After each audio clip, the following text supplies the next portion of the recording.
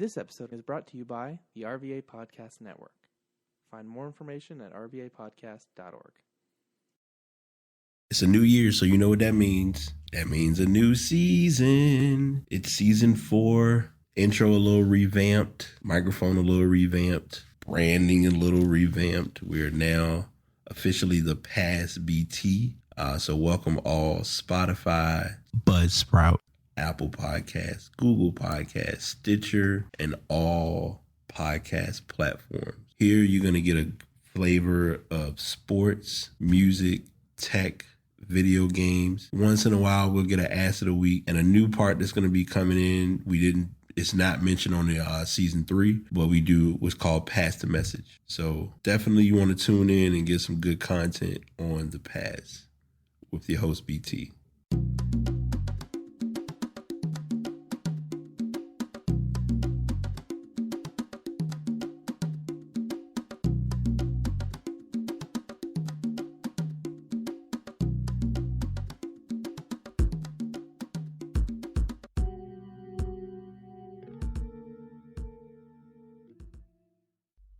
What is up? What is good? How's everyone doing? I am still in shock, and I know I talked about it on episode 299, but the reality is here. We are officially on episode 300, and as the title states, how far we've come in recording. Oh my goodness. 3 mics, multiple technical flips, podcast host later, and we're still running, we're still going. I want to, give a shout out to anybody who has been listening to the show, anyone that's referenced the show to anybody else, anyone who's taking time to be on the show as a guest. Like, all of you all are appreciated, and I'm going to definitely unpack and talk about a lot of those things through the duration of this show, while I still give the typical content. If you're first time listener, welcome. If you're a repeat listener, welcome back. And I'm not gonna really hold y'all with too much excitement and joy. Before I do our tradition of reading over the angel number, I do want to give a shout out to my twin. Actually, you know what? Do something different. I'm gonna give a shout out to both my twins. My OG twin that I've known for almost a decade, and my twin who I met from doing the podcast, or through a friend, and doing the podcast about her book. So shout out to Fred, aka Chanel, and also shout out to Ramona for doing the book Ugly. I do want to promote her book because she did just release the book. I'd also, as I'm mentioning Fred, I want to also promote her blog as well, because she's been in her grind bag with work and with school and with life, overcoming quite a bit. But I will have links in the show notes for everyone's info, so y'all can check them out. And it should be a good show today. I'm not gonna lie. I don't know what direction I'm gonna go with everything, but I'm gonna just let the chips fall where they may, and we're gonna speak on it how we feel. We'll start with our usual, the infamous angel number. Today's, like I said, this is episode 300. The angel number 300 is actively being shown in your life for many reasons. Intuition is fondly associated with angel number 300. This is a sign that you need to trust your inner gut and self. You may be about to sign a new deal that seems too good to be true, and your inner self is telling you no. Trust your intuition. Sometimes we are faced with decisions that we did not plan on making. Therefore, when this happens, we always need to trust our guts on making the right decision and making the right choices. Growth is also associated with the angel number 300 meaning. This is a sign that you should embrace all the growth in your life. This may be an addition of a new family member. This may be the addition of responsibilities at work or at home. Anything that puts you under pressure is mostly associated with growth. The divine angels want to remind you that when growth takes place, you begin to become better in attitude and character. The number 0 in the in the angel number 300 appears double. Angel number 300 is a very powerful number that represents God's forces in your life. Angel number 00 is a sign that in everything you do, you will receive a double portion. The angel numbers are saying that when you trust in God, nothing in your life can ever go wrong. Optimistic people are mostly associated to the number 3. Surround yourself with these kind of people. Angel number 300 wants you to be always optimistic in every angle of your life. Don't be afraid to have your opinion, but let your opinion be always positive and optimistic. You will also begin to find yourself attracting like-minded people like yourself. One of the ways of clearing negative thoughts in your mind is by being optimistic at all times. Before I continue reading, because I don't want to just read this as is, being optimistic or staying in a positive frame of mind is easier said than done sometimes, because there are things that are going to deter you and steer you off course and send you through a mental loop. So I get those factors as well. The angel number 300 symbol is a reminder from the angels to look closer and see how you are loved and respected by those around you. Situations in your life may have you think otherwise. However, the angel number 300 is reminding you that you are not alone. Never have been and never will be. Remember those words and embrace them for your day, only because it is solid in looking at how life carries you. And I'm saying that, or I'm sharing that, because it is definitely not meant to be a easy, it's not meant to be an easy process or an easy circumstance, if you want to be direct and honest. The numbers, the angel numbers, the design, the divine, the growth, the transition, the way the world is moving, this is definitely a message that someone could possibly and strongly value from. So I don't want to downplay or ignore that whatsoever. We're going to get into sports in a bit. But I want to start with kind of I know each week each time when it comes to hey, we're doing the year in review again, or not the year in review, but we're talking about the podcast again and how far the show has come, or what we've worked on, or what I haven't worked on. And I literally can just think back and look at first doing this podcast.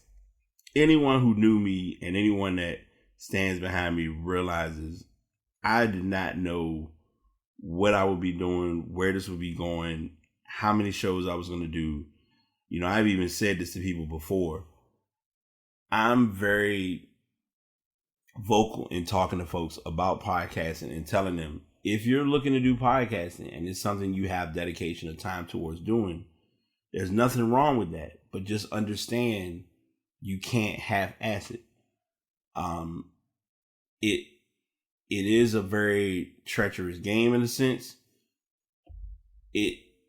It's almost a natural thought of saying, you know, you're looking at it as, like I've shared this term on the show multiple times.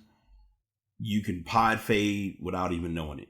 And that's what I always fear the most of doing podcasts. Like I look at, I'm sitting here now just reading over show notes, links, different things of that sort. And I'm even looking at when I, did do like episode 200 was back in 2018. And by the way, I'm looking at these and I want to make sure I get this cleared up before we go any further. I am going to work at some point, because I do need to do it. I want to get these pages cleaned up a little bit as far as all of the links, all of the show notes, because I know if you pull them up on any podcast platform, it's going to look like just a bunch of links and a bunch of mess all over the place. And if anyone knows me, when it comes to presentation, I'm going to be compared to two. Sometimes my personal space is not the most organized. I'm going to be 100% honest. But when it comes to presentation or things that I'm giving out or things that I'm showing off, you going to get every bit of the true view and the best view of what I'm showing. And my podcast, because I kind of made like a from the hip decision to lift everything up and move it to a new place, I didn't really get the time to like work on everything and get links all accustomed and updated to the new design and the new style. So I'm going to make myself personally accountable and working on that over the next few days, because I do want to get the site to be a little bit cleaner and make sure everything looks somewhat uniform and not just a whole bunch of stuff. And luckily with how I designed and worked on my pages, it's all designed or worked on through the program that I used with Google Docs. Because at the time, and I'm giving a little bit of story time, and I know I'm rambling, but we're gonna get to sports and stuff, I promise you.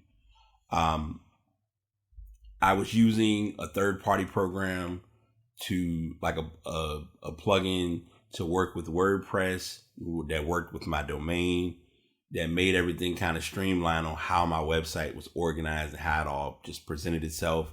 Then, of course, I was using Spreaker at the time. So Spreaker worked for me as far as getting my embedded playlist to show up with no problem. I'm likely going to, as of right now, how I have it set up is much more convenient. And I'm not really, there's no need breaking the chain if I don't need to. I'll say it that way. But I am, looking at everything and just want to make sure I get a better routine down for what I'm working on or what I have in store for the platform. But, just to kind of put things in perspective, I'm looking back at just previous episodes. Episode 200 was back in August of 2018. So you think 2 years since then, I've reached 100. And, as anyone can recall or remember, recently the biggest hit or the biggest adjustment was I was doing shows every other week. Because if I was doing shows weekly, I would have already reached 300. Even further, if I had did my podcast every day in August, we would have reached 300 in August. So, things happen in life, kind of comes at you, but you work through it and you make what you got work. You don't beat yourself up. I think the one thing that, and this isn't even podcast related, this is just general information. The biggest thing that I've been harping on or learning not to do is to not beat myself up or be hard on myself if something does or doesn't go, quote unquote, the way I want it to go. Because a lot of times, let's face it, we want what we want, how we want it, and we really don't consider that sometimes it may not be meant to go the way we want it to go. And I'm looking at this list now, like I'm even looking at episode 100. Episode 100 was in August of 2017. So to go from August 2017 to August of 2018 for 200, and now it's September of 2020 for episode 300. Like I said, I don't know. I don't know what number I'm going to reach with these shows. I'm not going to sit here and say, oh, once I get to 500, we're capped. We're not doing any more shows.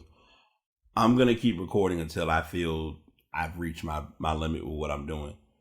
I'll say this and then we'll get into stuff. We'll get into everything. Cause I know I'm like, it's an organized chaos or organized madness, as I always tell people. I have definitely learned that I am not just a sports podcast. And there was one snippet or video that I found with Noriega and the $1 Million Podcast. I'm probably mispronouncing the name of the show that they do, and I don't want to mess up their name. But I was listening to it was like a 12-14 minute snippet that they were going into a lot of information that made me really understand podcasting even more. And what came out of that, and what I really gathered as a fellow podcaster and a fellow creative, is everyone has their own lane that they can go down with podcasting. You have to find that lane and make your personality stand out for what you're doing. Other podcasters talk about sports. Yes, I know that. Other podcasters talk about tech. I am highly aware. But I bring my personality of these topics to my platform. And that's what gets people to come around, listen to shows. And even more important, I think now I'm beginning to take that bigger risk of saying, hey, you want to, you have a platform where you have a creative skill. Come on the show. Let's hear about what you're doing, and let's talk about your life or your routine. One last thing, and I don't know why. It's like I'm like, oh, I got this, but other stuff's coming in my head. I have someone who's going to be working with me on doing the year in review, and that's all I'm going to say right now about that. I don't want to, I know it's a bit of a teaser, but I am, definitely pushing to give more effort towards it. I'm looking at my board, and I think we're going to still be sticking to our plan of doing every week as of right now. I may think about it, because doing shows on Wednesdays is kind of like, not sure. But it may be an every Saturday thing. It might be after I get off work, just knock out a show, or I may be doing them in the daytime. I'm going to, that's something I'm looking at too.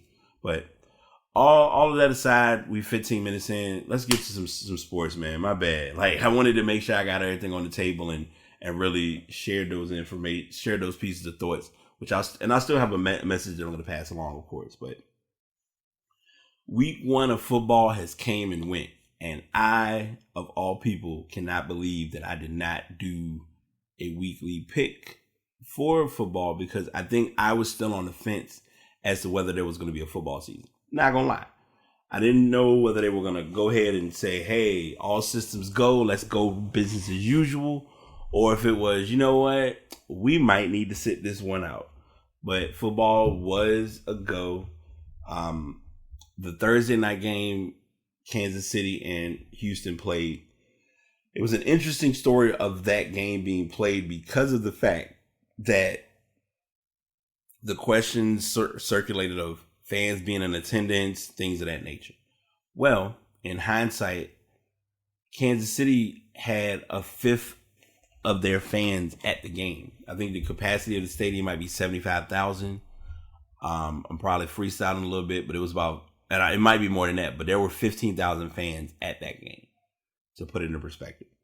But, everybody did play. My Panthers lost to Las Vegas, so I had to, bite that bullet or hear that conversation for a couple of hours from one of my fellow sports members of the sports group. If you are not already doing so and you're on Facebook, check out A Space to Sport. Good space to talk about sports, and a lot of good content there. Most of the games are kind of what they were. I think everybody was shocked that Cam played good, but I was not, because it proved that Belichick can make any, the team is going to be the team. It's about, production and wins and things of that sort. The big story that really was given a lot of attention was that Tampa Bay, aka the new Brady run, did develop a loss against New Orleans, which was not. We did not hear the end of that one, apparently. Those are most of the games. Of course, Dallas lost their first game, and the internet was undefeated as usual. Fans of Dallas had to hear it. Fans not of Dallas just made it clear that here we go with another season of struggle. And to have fun, the Washington football team did win their first game of the season, and it was actually in their new naming, with their new naming, new jerseys, new style, all of that. Like I was telling most people, do not be surprised. Like I said, they're going to come. They have a logo in place, or a brand in place. They just didn't want to announce it this year because they don't want it to be rushed, which I personally don't blame them. So with us doing the show today, and I'm going to, like I said, I think this week will probably be the only week we'll get this. I'm likely going to be doing my shows back on Saturday. So the Thursday game, I'll clip that game, but I'm going to put it as a game this week because we're recording today. So the game won't be on. The game will not have been played before I give these picks. So we'll go ahead and go down the list, and I had the number in front of me, but it's somewhere off in a random place.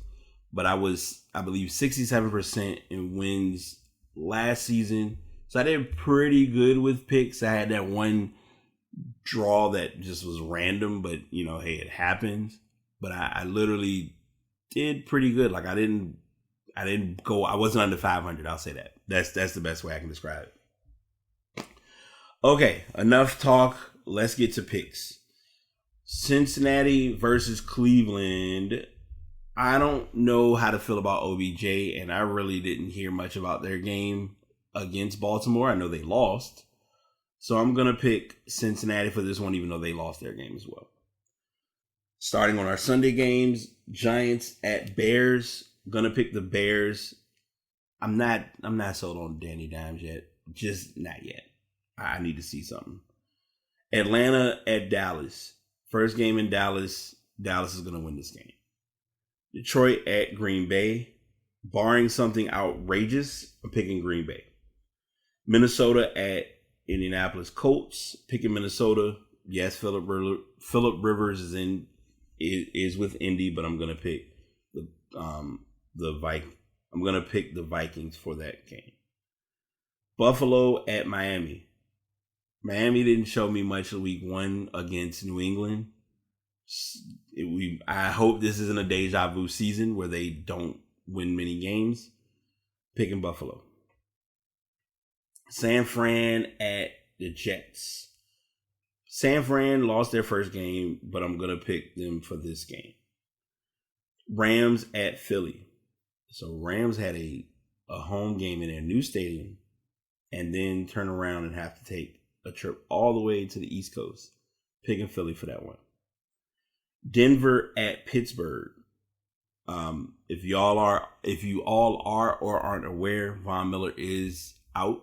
They have not given a specific timetable. They say it could be possibly for the remainder of the season, but that has not been confirmed. But I'm going to pick Pittsburgh for that one. Early run of my beef, aka rivalry matchup. Carolina plays Tampa Bay. Carolina could have won week 1. I know Tampa Bay is going to be the talk of the town with it being Brady running the show. I think Bridgewater is going to show a good balance in offense, and we're going to see Christian McCaffrey go off. So I'm picking Carolina, and I'm going to make it clear like I always do every year. I'm not going to be biased and pick Carolina every year, but anything's possible. Jacksonville at Tennessee. Tennessee's going to win this game. Jacksonville's a good team, but I think Tennessee's going to win. I'm going to briefly mention this before I forget. Tennessee was their running back, Derrick Henry, if I'm not mistaken, wore a suit that caused a lot of controversy, which it shouldn't have. And I won't say it caused a lot of controversy. It just caused fans or socialites to socialite.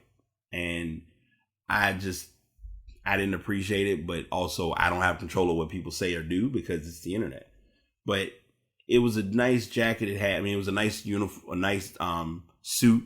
Instead of saying, hey, what brand suit was it? More people were spending time saying, instead of you having the names of anyone who was slain by police officers, you should have the police officers who have put their lives on the line to keep you playing football. Priorities are jacked up on that one. But that's neither here nor there, right? Washington football team versus the Arizona Cardinals. I'm going to take the wild hit on this one, and I'm going to take the Washington football team.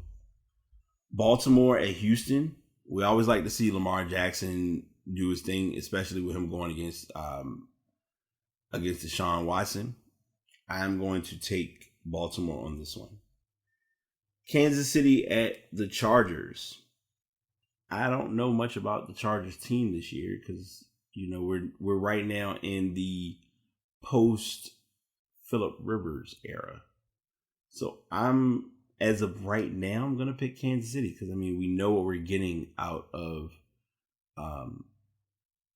their quarterback, which I forgot his name that fast, which is bad. The late night game, which I'm donning it as game of the week, even though it's late. Patriots at Seahawks. I think Patriots pull it off. This is just another, instead of Cam doing this with Carolina, he's doing this with New England and taking a long road trip. I feel like it'll still be a solid result. Now, granted, Seattle has the 12th man, but I still will pick. I'll pick New England for that one. And the Monday night game, New Orleans at Las Vegas. New Orleans taking a long road trip. I will pick Las Vegas for that one. So those are my picks. And I want to make sure that I am a good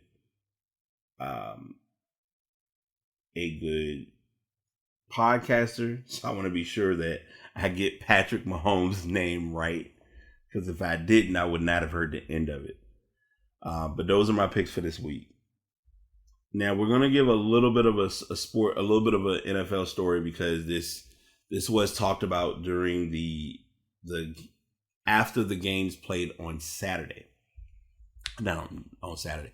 Let's try on Sunday. On Sunday, after the games were played, Sean McVay feels that he was the reason that a memo was sent out on Monday stating to coaches to wear their face coverings at all times. It was presented as a thing because on Sunday night they played against Dallas, and you could see him wearing his mask in the infamous "I'm not fully wearing my mask" approach. And he basically had it below his nose. You're going to see this a lot during the football season. I'm going to say it only because of the role that I have currently in my place of employment. People will wear the mask, but they're not going to wear it in its proper atonement. And it's on them to choose to do so. But if it's an impact in the sense of your job, then it's a little different. And I say it with that sentiment or with that atonement because in this case, it's going to be given a higher viewpoint because of the fact that you're on national TV.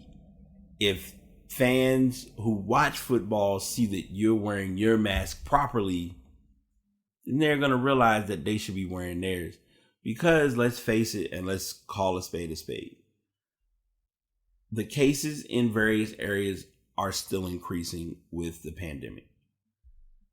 I am here to, I can't speak for other states or other areas, but I know here the number of cases have increased tremendously. I think there was a story that came out stating that India had reached 5 million cases total.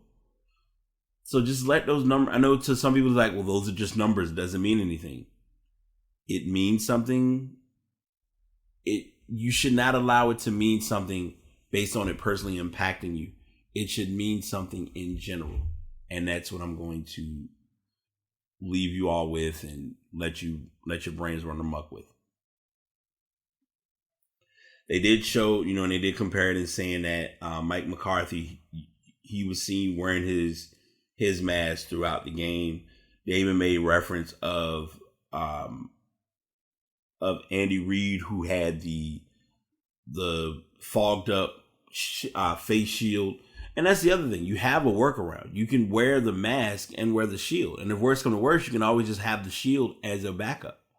Like the NFL, I'm saying this, and I'm going to have this conversation because I had this with someone before the pod over the weekend, and I'm going to bring this up.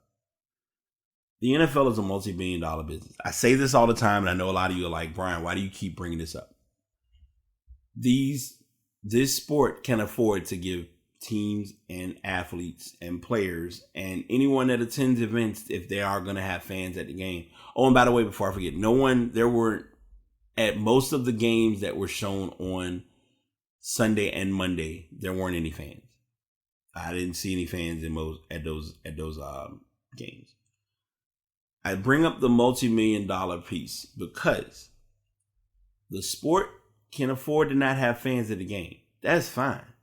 Where the sport becomes hurt and the finances become a big deal is the possibility of saying, okay, you're going to have X number of players not play this week or this season.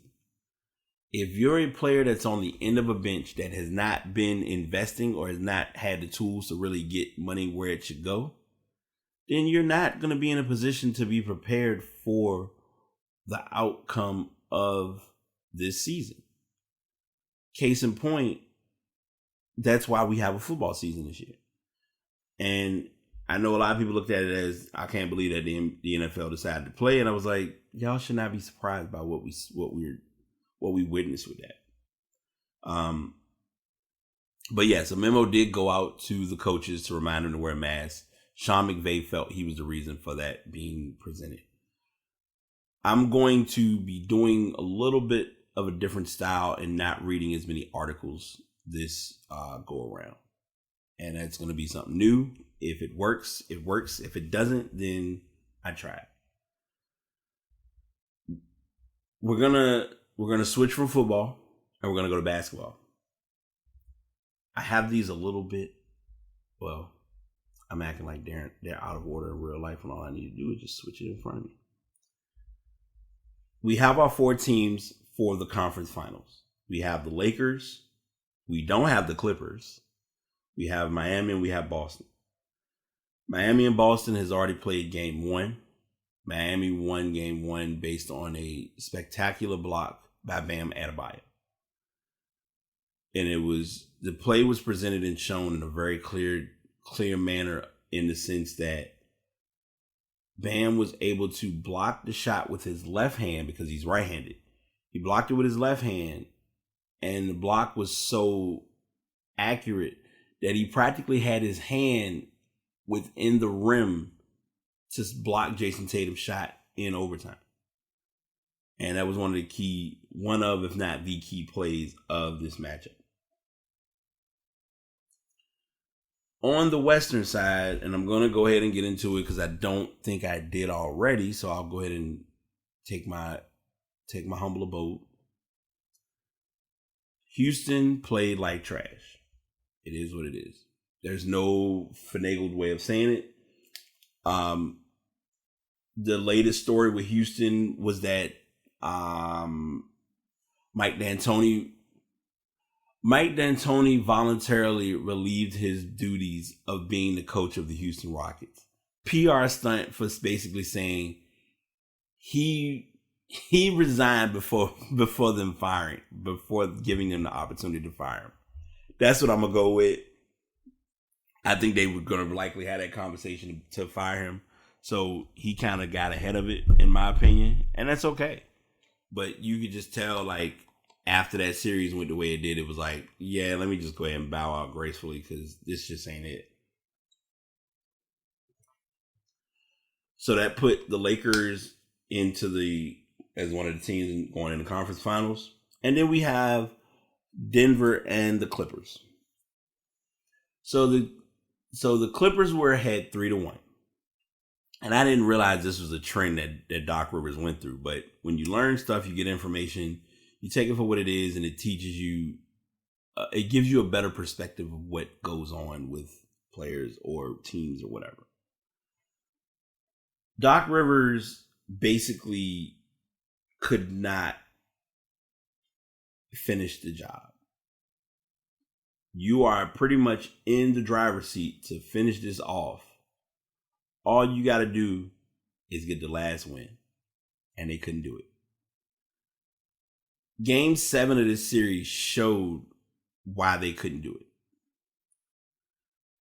A lot of I looked at, and I'm guilty of being a box score guy. So I look at box scores for a lot of games and really that gives me that puts me as close to being in the room as possible. Like a lot of times, and I've told y'all this on show before, some games I'm just not going to catch. Because it's so much, like by the time the game come on, I'm like, man, look, I done already did my own. I've done my work day. Now I can watch these guys do their work day, which is great. But me trying to sit there and get into it and then do my own stuff, I just backed out.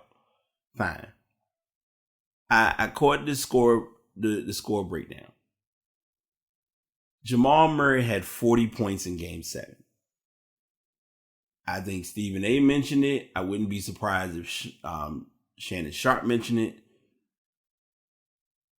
The question now becomes, is Jamal Murray going to have these type of scoring outputs against the Lakers? It depends on how the Lakers play defense. Because we have to remember, LeBron and AD are going to be put in very unique positions as to who to check. You know for a fact that AD is checking Jokic. There's no other way to put it. That's just common. That's kind of the expected factor. You have a good amount of role players on this team that are going to show up and show out. And we're going to see it in full force when this series gets started. What makes this a good series also is game 1 isn't until Friday. So they get a good bit of resting time to kind of, gather themselves, relax for a minute, see what they're going to do, see if this is what they, kind of survey the land and figure out what's what. Cool. The Lakers aren't going to let Denver put them in the 3-1 series because this is the second time in this playoff current playoff format that Denver has been down 3-1 and won a series. They should not have been down 3-1 against Utah, but losing game 1 to Utah, especially they won game 1, but I know it was one of the games where Donovan Mitchell went off, and I think, as a matter of fact, they lost. I think Denver won game 1. I can always use the app that I'm looking at and get this information instead of just freestyling. Denver won game 1. Utah then came back and won 3 games straight. And I was like, it was a way that this happened because it had to get to the 3-1 comeback story. Game 5, Utah won by 10. Denver won by 10. Game 6, Denver won by 12. And in game 7, it was probably one of the lowest playoff scoring games of this year, for the current playoffs. And I think it was, 80 to 78 was the final score. They then go on to play the Clippers, who everyone was expecting it to be LA versus LA. And it did not turn out being LA versus LA. And I know I'm giving like little to no attention to the East portion because in the East you had, Toronto and Boston went 7 games. They went to game 7. Boston, quote unquote, upset Toronto, but not really because Boston still has a good team. And for them to be able to play Miami as close as they did in game 1, we're gonna be looking forward to a good series between these two teams. You then go over and when they brought up the stat of saying that this is the first time that no 1 or 2 seed has ever made it to the finals in the East, that really got my attention because I'm thinking to myself, you're nearly 75 years into the NBA and none, it's always been a 1 or a 2 seed. That was very eye-opening for me. The western side, going back to the Clippers, we were expecting to see the LA matchup. And everyone has pointed out that they think Kawhi choked. There were posts that said that the team looked fatigued or they played fatigued. There was a fair amount of tension during timeouts because you have to think of it. Guys are not in this just to play; they're in this to win. And you have a lot of the younger guys who are like, "Hey, I'm hungry to try and prove that I deserve to be in the league. Number 1, but number 2, that I can hold my own and get buckets." And I think Kawhi played his best game. I think Paul George played his best game, but I also think it's a lot of shots that they missed that they should not have missed. And that for me is where this series kind of, the story of the series mostly told itself. So with all of that being said and all of that being presented, we now have our 4 teams, as I mentioned initially. We have the Lakers, we have the Nuggets, we have Miami, we have Boston. LA is not, I'm repeating this again now because I think I said it already. LA is not going to do what the Clippers and the Nuggets did in letting them come back 3-1. If they got any sense, they're gonna close the series out for a key component, because the finals of the NBA Finals starts on the 30th. In the case of where basketball is and how guys are playing, what you need more than anything right now is rest. You do not want to go into any series lacking any bit of rest to not get that proper preparation for what's coming with the NBA Finals. Even with it being at a neutral venue, I would not take that chance.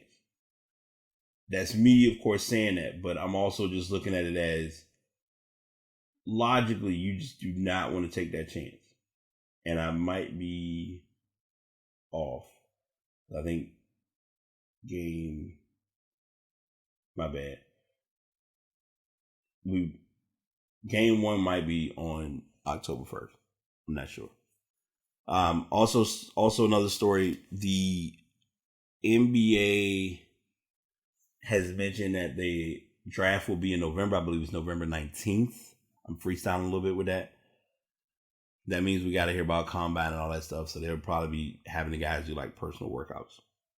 We got 40 minutes in, and we still got to do the rookie first team. I'm going to give this real simple because I don't want to bombard. NBA all rookie first team. Ja Morant, Kendrick Nunn, Brandon Clark, Zion, which we expected, Eric Pascal. I thought Hero would have been first team, but I also am looking at it's based on regular season as well. All NBA second team, all NBA all rookie second team, Tyler Hero, Terrence Davis II, Kobe White, PJ Washington, and Rui Hachimura. They didn't miss on these ones. All these guys played pretty good basketball this year. So I have no fight back or no pushback on anybody that was mentioned or addressed for these lists. I don't have a tab set up for this yet, but I'm going to go ahead and announce it because it has already been announced. We do have our actual all NBA teams, so I'm going to get those for you in just a moment. So your 2019 all NBA teams. Wow. I like this list though. So for first team, you have LeBron, Giannis, Luka, Anthony Davis, James Harden. So far, so good. Second team, Dame Dollar, Kawhi, Nikola Jokic, Chris Paul, Pascal Siakam.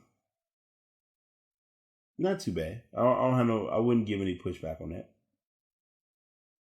Third team, Ben Simmons, Jason Tatum, Jimmy Butler, Rudy Gobert, Russell Westbrook. We're going to hear about snubs within the next few days on this list, which is given. I don't know if they have like a considerable, like honorable mention list, because sometimes they'll have that list. So votes, other players who received votes were Chris Middleton, Paul George, Brandon Ingram, Zach LaVine were your forwards. Centers, you had Joel Embiid, Bam Adebayo, Andre Drummond, Karl Anthony Towns, and Brook Lopez. And then for guards, Bradley Beal, Kyle Lowry, Trae Young, Donovan Mitchell, who I thought could have gotten the spot. Kemba Walker, I think could have earned a spot, and Devin Booker. But then, of course, it comes down to if you add someone, you have to remove someone. So I get it. You're not going to get the perfect storm for this. So I don't like I said, they got it to flow for what it needed to flow for. So I'm good with it. So that's everybody that made All NBA. I'm gonna go on a limb and say they'll probably announce the MVP before we get to the they'll likely announce the MVP before we get to the finals. Possibly. Who knows? We're going to go into stuff now, and I found some articles that are one article was chill. The other one is just some the other things are some things that I noticed and picked up on. One was like it happened like right after I recorded episode 299. And we'll just, and one of them was definitely a big deal. I would have made the title, but I think we're going to likely use it as the image, so we'll see.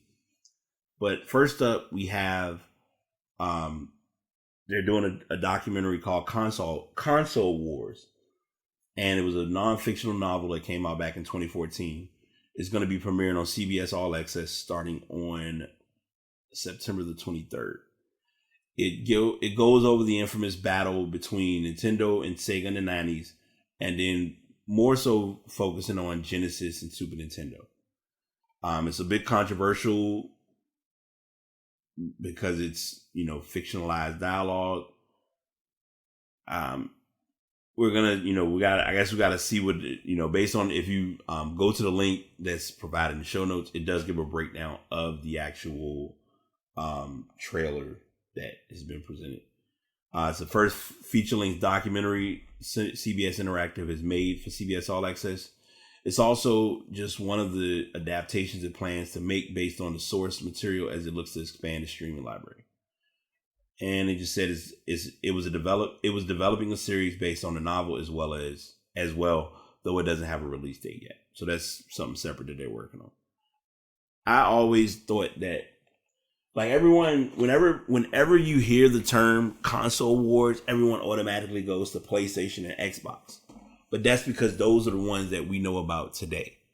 But if you really go back and look through time and look at history, console wars have been a thing. It just was never a big thing because if you had a Nintendo and I had a Genesis, we ain't really having a console war.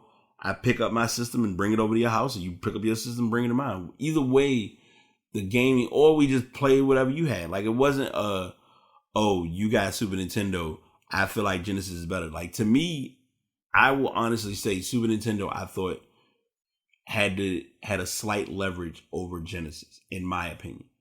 That being said, I also didn't downplay where Genesis, how valuable Genesis was to my, like, foundation of gaming. Like, Nintendo was the foundation. Like, I always had a tattoo. I'm always rep. It's going to be my thing, through and through.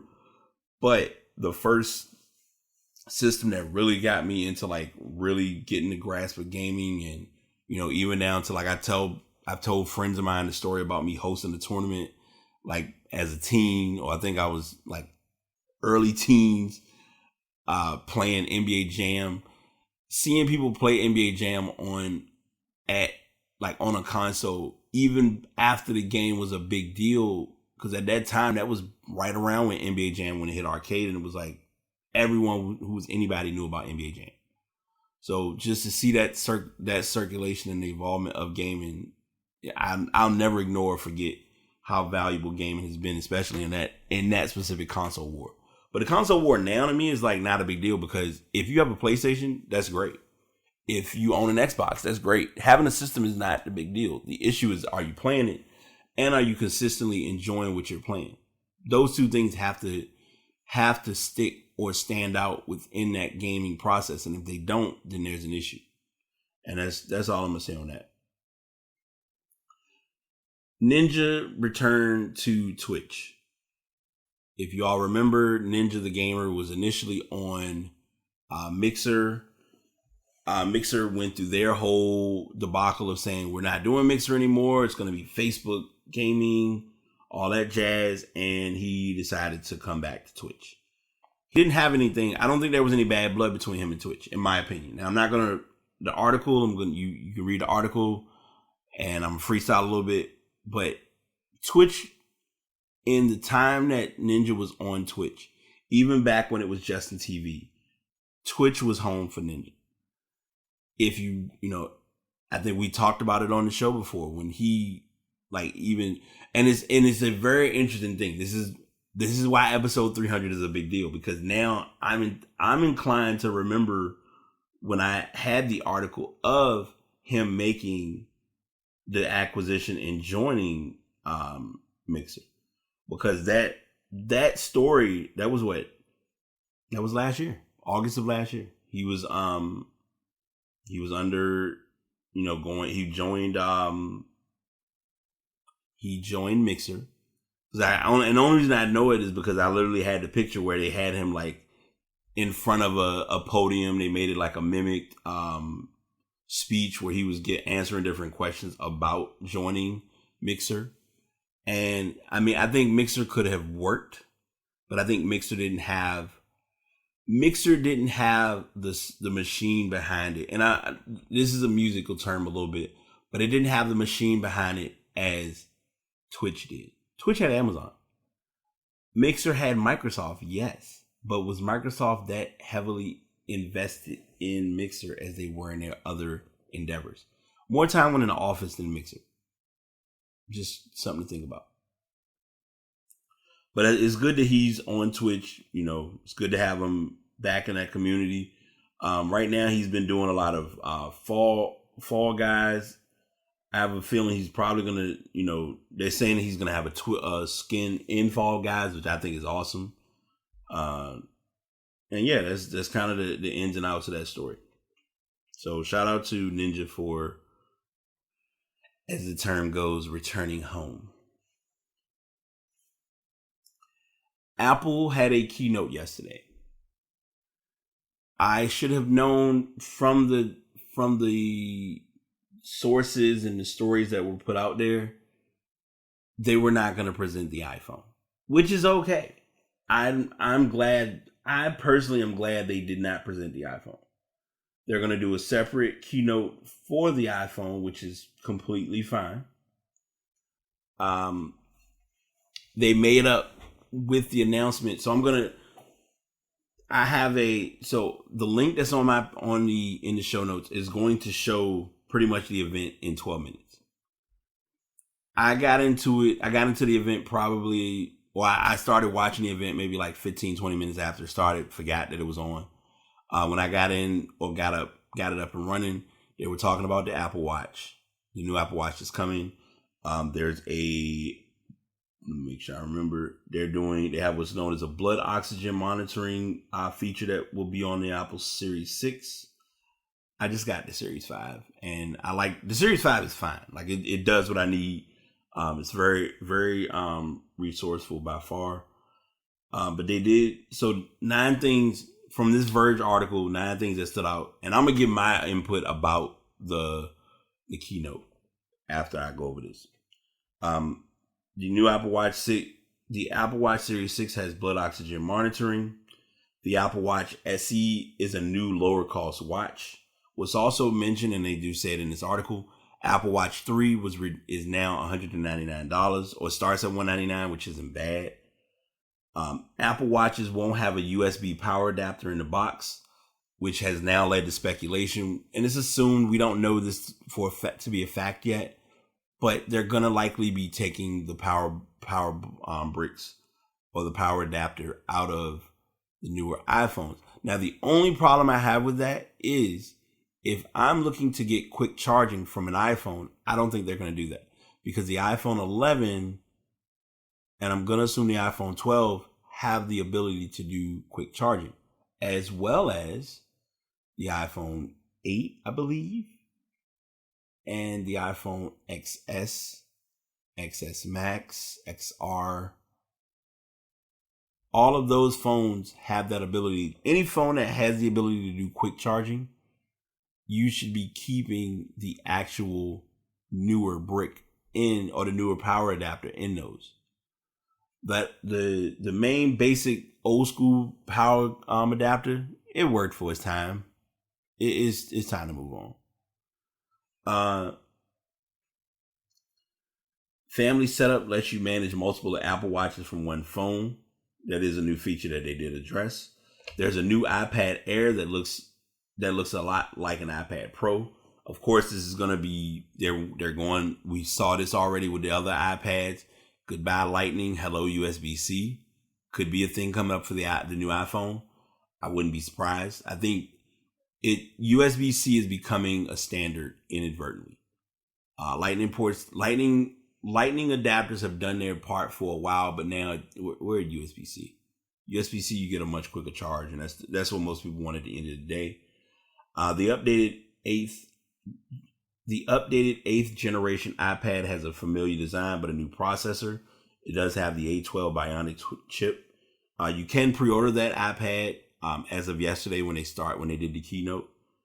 Apple is creating a fitness subscription service called Fitness Plus. They're looking to do Apple is joining the bundle wave. They're giving you the option of, if you want to bundle the different services you have and save money, save time, it's not a bad thing. And that's the other thing they mentioned. New Apple One subscription bundles pack multiple services together. They're going to be, and they're setting that up to be a thing. They give you the different options. They have the Apple One subscription that brings together many of the company services. Cheapest one is $15, which gives you Apple Music, Apple TV Plus, Apple Arcade, and 50 gigs of iCloud storage. By default, you get 5 gigs, which isn't enough for anybody. So to pay $15 and get more storage, get Apple Arcade, Apple TV Plus, and Apple Music. My only question is, can you give me the Apple TV device? Just throw that in as a wild card. Just asking. Family plan adds 200 gigs of storage. It makes it $19.95 a month. For $30 a month, you get 2 terabits of storage, and you also add in Apple News Plus, Fitness Plus as well, and it can be shared with 6 people. The family plan also can be shared with the family plan and the Premier bundle. Both can be shared with up to 6 people, or can be used between 6 people. The other announcement, which I've been back and forth looking for and waiting for it to happen, is that the iPad, so the iOS 14, iPad OS 14, Watch OS 14, and TV OS 14 will all be available on today, which is the 16th.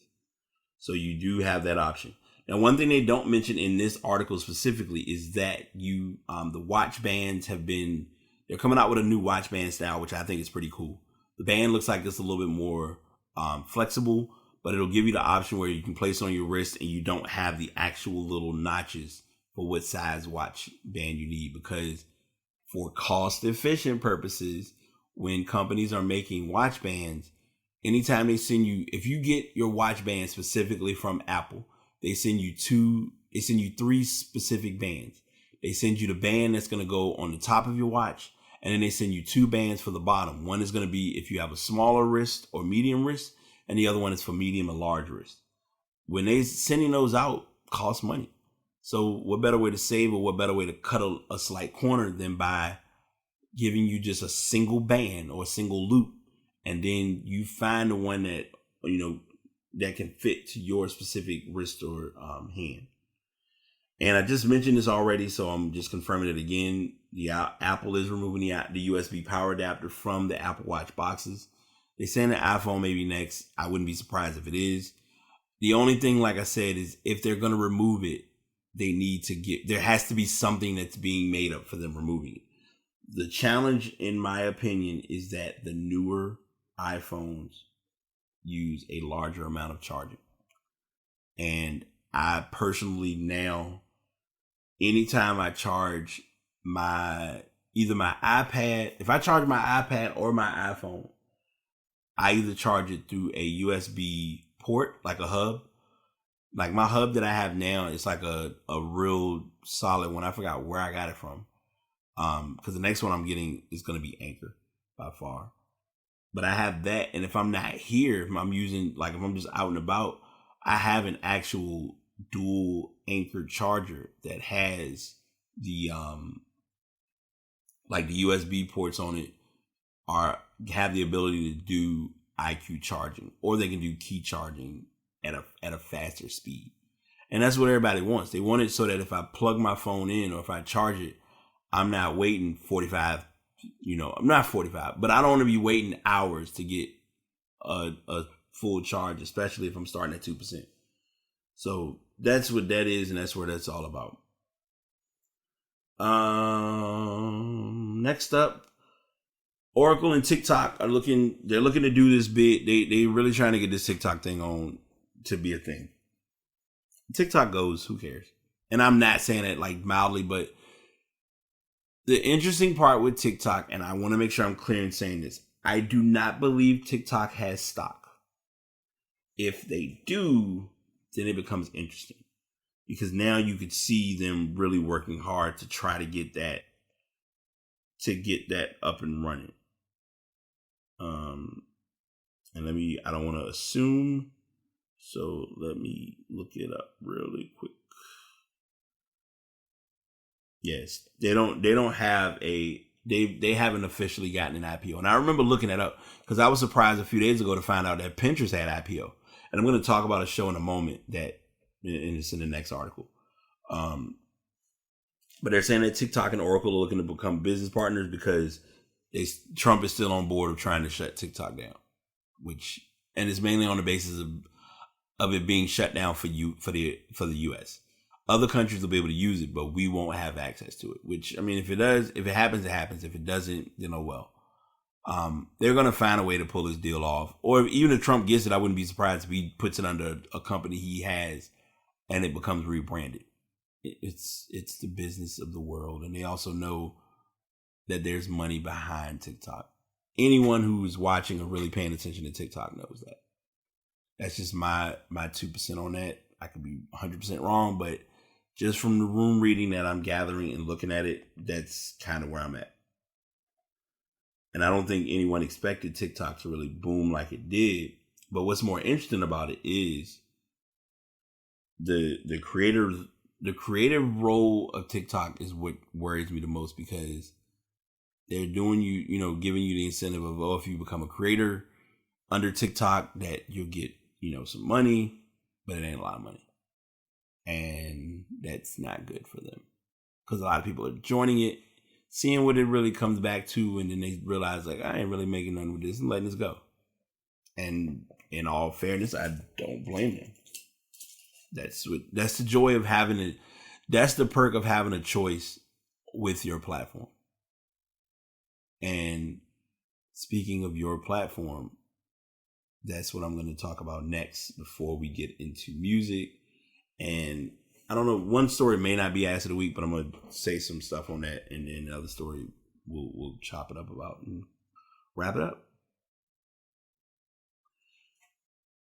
I watched, so last Saturday, I had a good amount of downtime. I was like, I'm going to just chill. And someone who I went to school with had shared that a show was on called The Social Dilemma. It's on Netflix.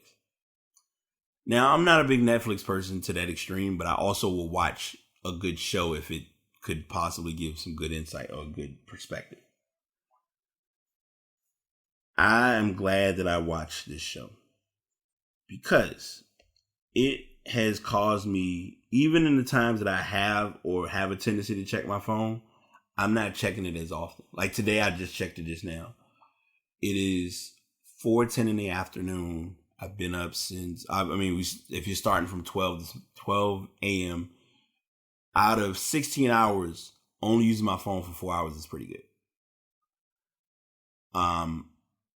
It's a dilemma, and it's a thing that is a huge issue. It's teaching, now the article that I found, it's basically saying, new Netflix documentary, The Social Dilemma, is provoking a pretty powerful reaction in people, making them want to throw away their phones in favor of a technology-free life. Now, before I go any further, there's a line of understanding where you're going with this. So there's a company, and the link should still be in the show notes. called Bagby. I have a link that is on my page, on my podcast page, and I have it on every podcast that offers a promo code.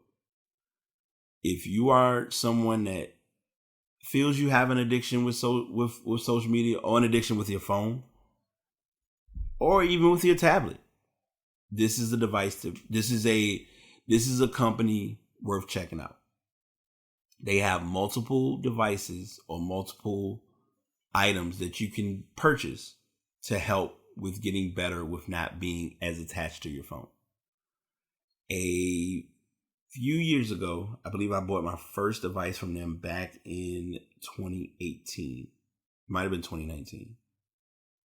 But I bought a bag from them.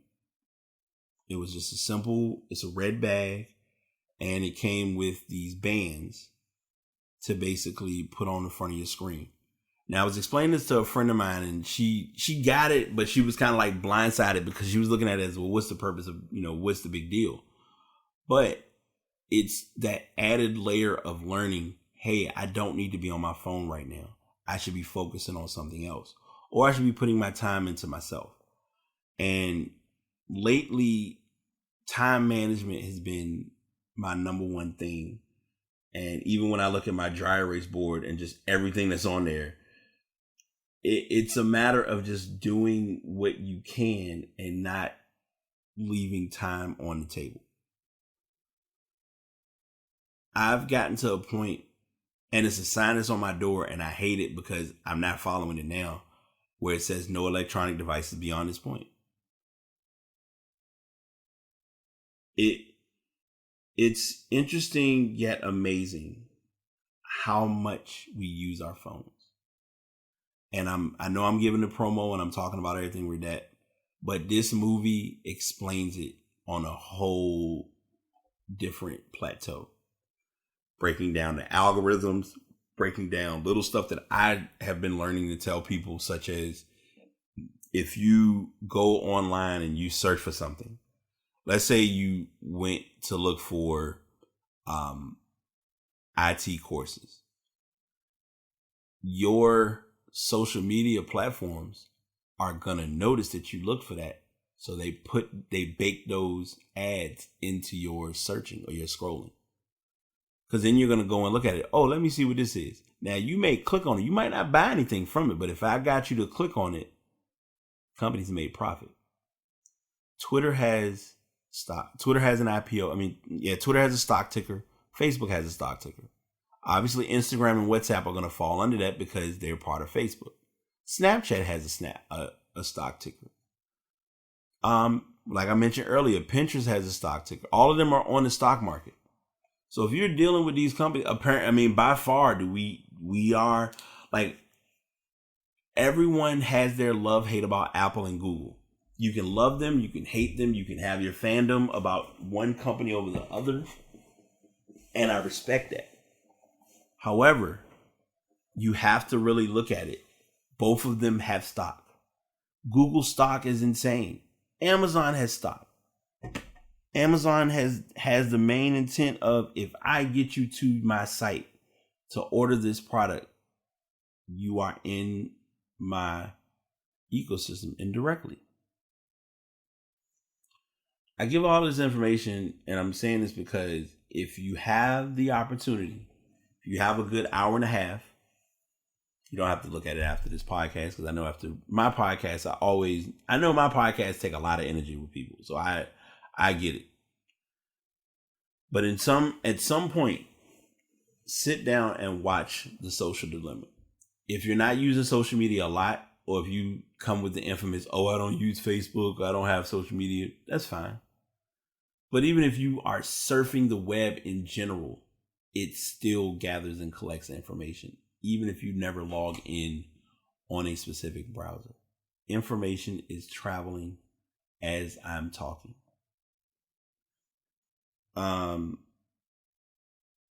This documentary, the show's synopsis reads, this documentary drama hybrid explores the dangerous human impact of social networking, with tech experts sounding the alarm on their own creations. In the 2.5 minute long trailer for the show, we've given a glimpse into how teams of engineers are literally hired to use our psychology against us. What I want people to know is that everything they're doing online is being watched, is being tracked. Every single action you take is carefully monitored and recorded, and that's mentioned by a voiceover. The expert goes on to reveal that Google is not just a search engine and Facebook is not just a space to see what your friends are doing, but so much more. What makes this, and I'm not going to, like I said, I don't want to read this article start to finish, but I want to share something to really make you all understand this. What makes social media such a huge impact is the emotion. Because a post, two people can share a post, right? If the person who gets the post, if the person who initially posted it gets hundreds of likes, and another person takes that same post and reposts it, whether it's to repost and give the other person credit or they just share it, if the second person says, well, I got 40 likes from this post, the initial poster put 100. That then can put that person who posted it the second time in an emotional bind and say, "Oh man, I'm going through I'm not being dramatic, but I'm saying it as it can take an emotional toll on you without knowing it, because we sometimes eat, sleep, and breathe through what social media gives off as our reaction. For every action, there's a reaction, and I know we hear that term, but it's literally what it is. But I would say probably in the last month, as long as I had Instagram, I never looked at insights. Now that I have been doing it, I literally notice that the insights, people eat, sleep, and breathe through their insights, which is very, very, very understandable. But it's also something that you don't want to get too connected to. Like, I put up this post, and this probably might be one of the few times that, like, I've personally found myself now with posting things. Everything's posted for me to get a message across that either hit me personally or to share it with others to make them clear of like, hey, here's what it is. I have a friend of mine who we are kind of like each other's planning and social accountability partners. Like, I make sure she's like not socially addicted or caught up in the dreaded scroll, because a lot of people get caught in the scroll. The scroll is a real thing. Like, you can literally find yourself scrolling social media for hours, whether it's a larger device or a smaller device. You can get caught in the unintended scroll because it's made with that purpose. I think, hold on, I think something might be happening with my tablet. Yep. Might be getting an update coming up soon. There we go. Okay. So we'll do that in a second. I'm not going to do it now, because if I do it, then I won't have anything to talk to y'all about for the last couple of topics on the show. So yeah, the show is not going to be intended to cause you to throw the phone away, but it's going to really make you think of how you use social media. And I've been guilty of doing this, so I'm not going to tell too many stories behind it. I'm just going to tell you, watch the show. And I'm also going to tell you, if you have not, and I'm promoting this again because Bagby has been my link of business, and I just value what they're doing, and I really want to work harder on possible, proper promotion. But if you need I'm gonna say this and then I'm gonna get into music, ads of the week, all that shit. There are levels to what you may need for what Bagby provides. One thing that they provided as a resource, and I am planning on reading that book by the end of this year. There's a book that's out called How to Break Up With Your Phone. I would recommend you reading that book or ordering that book if you are able to. The next thing that I'm going to say, I'm looking, every time I'm recording in my room, I always see it. It's a bag that I have sitting on the back of my door that is from Bagby. Love it, because literally the bag is just made where you put your phone in. It's got a hook on it. You can sit it on the doorknob and you're good to go. And all you do is it's got a slit on the back of the bag that you just plug your phone in and charge. Simple. I think right now I have 4.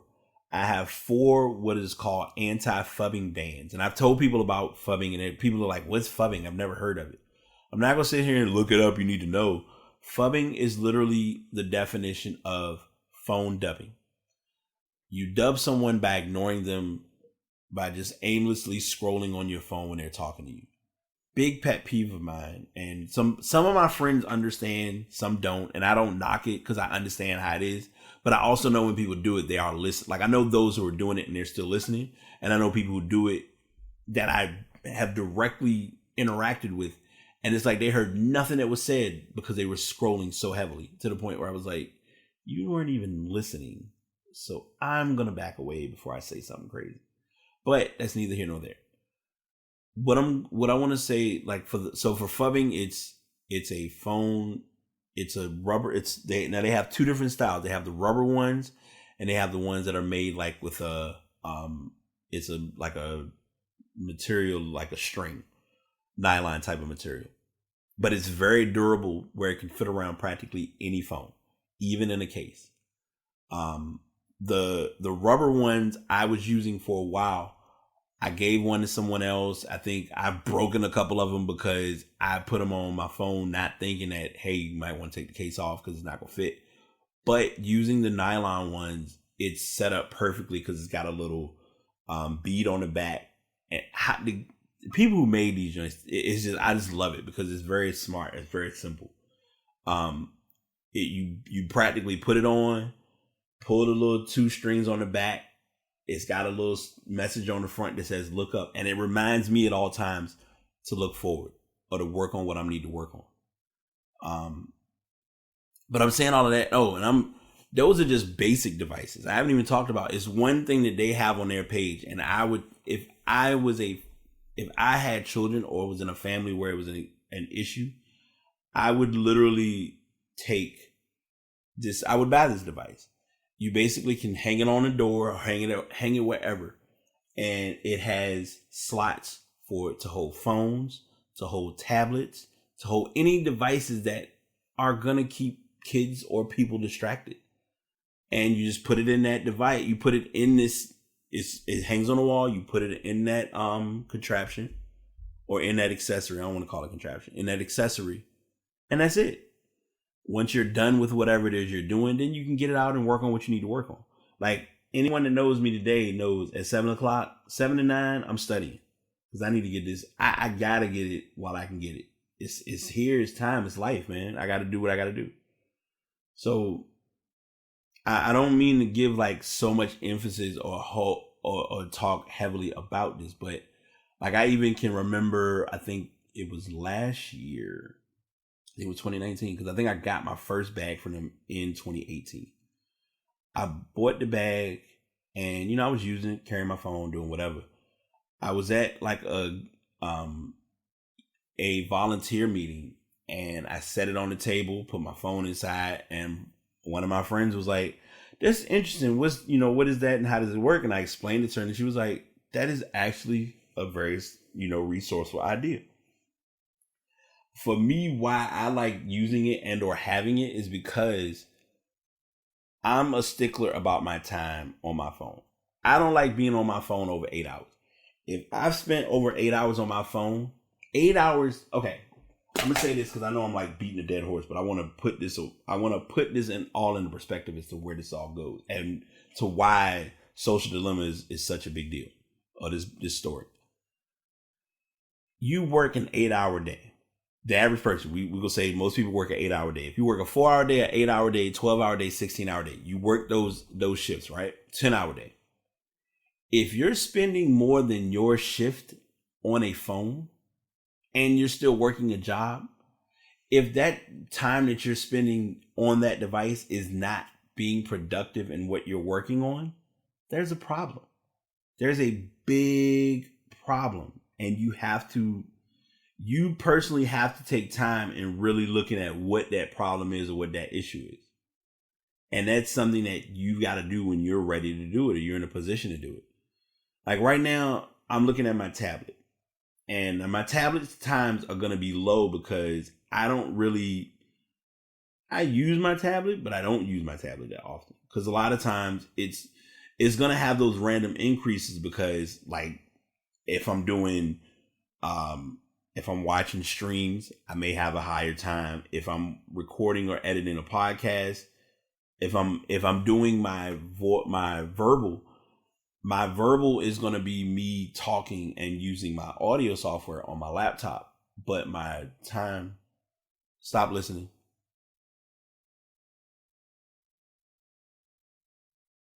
I don't know if my bad. Anytime I hear that beep, I'm like, okay, what we trying to listen for today? And that's always my other tip that I try to remind myself, but that's another story.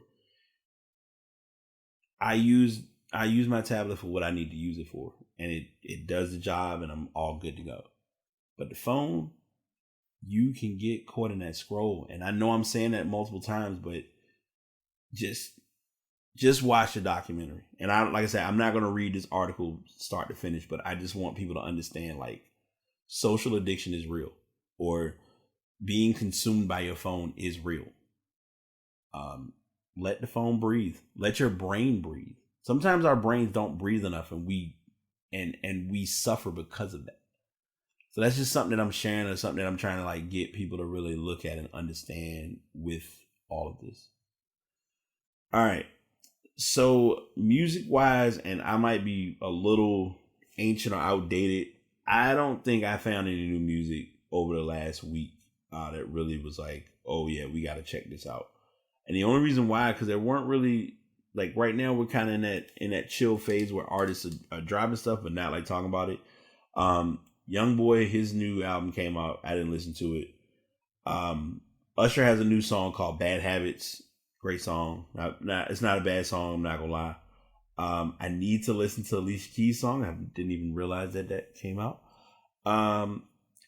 James Blake has a song called Godspeed. And the part that's interesting with this song is I know this song predominantly because I've heard it multiple times on TikTok. And it's just kind of stuck with me. There are other artists that have brought out some music. DJ Marshmello has a new single called Okay to Not Be Okay. And yeah, it kind of was like a single oriented week.